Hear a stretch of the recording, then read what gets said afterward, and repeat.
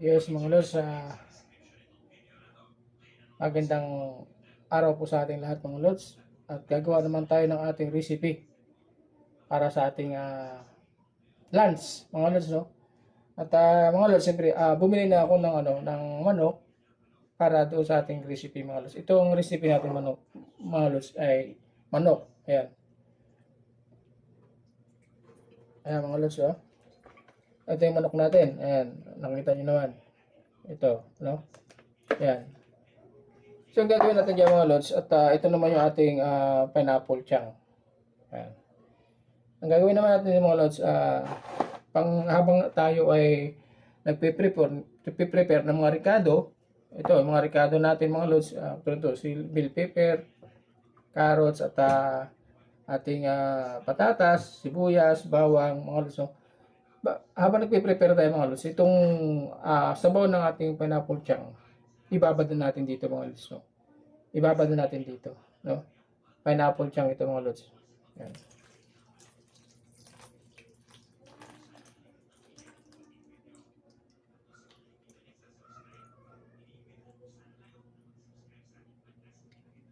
Yan. Tapos i-mix natin mga lods. No? Ito ay sa ano lang natin mga lods, na sa atin lang naman ito, personal natin na luto. Ayan.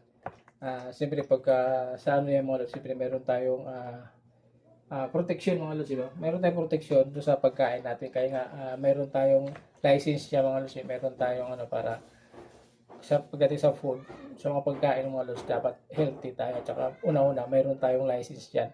Ito, siyempre, personal naman natin ito mga lods. Sa atin lang ito, dito sa atin, para lang sa pang-araw-araw natin. So, yan, hindi natin, magkakamay na lang tayo. I-mix na natin siya mga lods, no? Yan. Para ano natin siya, ma-absorb mga lods ng manok, yung ano ng pineapple. So, yung mga lods, no? Habang nagpe-prepare tayo, ayan, nakababad na siya. Okay? Ayan mga lods, galagyan na tayo ng mantika para natin ating mga lods, painitin lang natin yung mantika natin mga lods.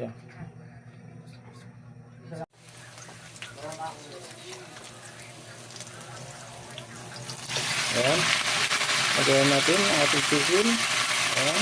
Pinabad na natin yung mga lods sa ating yung pineapple siya mga lods. Ay, yung kamatis pala natin mga lods. May kamatis pala yun. Lagyan natin kamatis mga lods. Ayan, kamatis. Lagyan natin yung mga lods. Tapos kunting ano lang. Papula-pulayan lang natin yung ating chicken mga lods. Ayan. Ayan.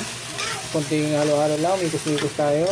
At siyempre, takpan natin mga lods para pumula-pula siya. Okay? Ayan mga lods. At medyo, ayan, at kunting halo-halo pa mga lods. Ayan, papula-pula yung panin natin ating chicken. Ayan, pagka yan na mga lods ay medyo papula-pula na yan, saka natin ilagay pa yung ating pang ibang mga ricado mga lods. No? At yung sabaw ng mga lods, no? Yung sabaw ng yung pinagbabaran natin dito, ilalagay din natin dito mga lods, no? Para walang sayang. Kasi kung hindi, sayang naman pagkatapon natin mga lods, no? Yung pinagbabaran natin, yung marinate natin mga lods, no? Dito sa ating chicken. Ilalagay din natin dito yung mamaya mga lods, no? Kailangan medyo papula-pulahin muna natin ating chicken. Okay. So, ito na mga lods, ilagay natin yung ating pinagbabaran mga lods, no? Yan. Yan yung pinagbabaran natin mga lods, galing doon sa chicken. Ayan. At siyempre, susunod na rin natin mga lods yung ating mga ricado, katulad nitong patatas. Ayan mga lods, no? Tapos yung ating carrots. Ayan. At siyempre, isabay na rin natin yung ating bell pepper mga lods. Ayan. Okay. Imimix-mikos lang natin mga lods, no? Ayan. At ilagay na rin natin yung ating paminta. Lagyan natin ng mga lods, no? Yung paminta na dahon lang mga lods para maganda, no? Ikaw yung mga lods, ano bang ano nyo? Gusto ko kasi pamintang dahon mga lods ang ilalagay ko rito. Okay. At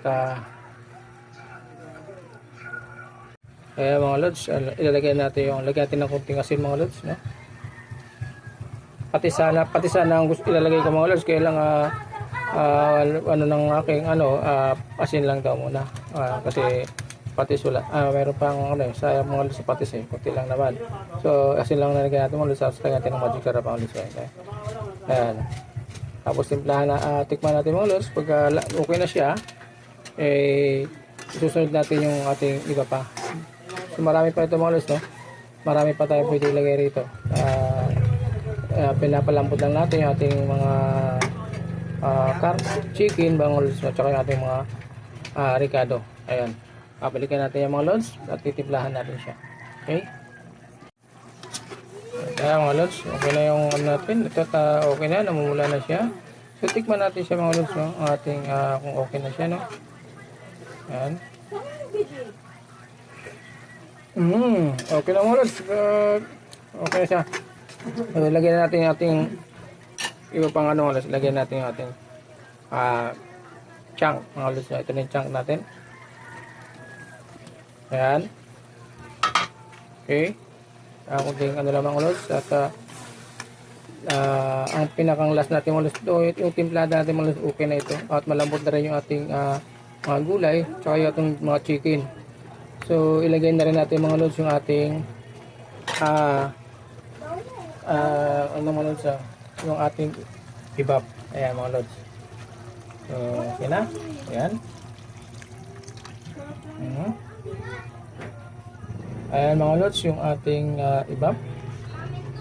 Ayan, at konting mikos-mikos mga lods. Ayan. Ayan, at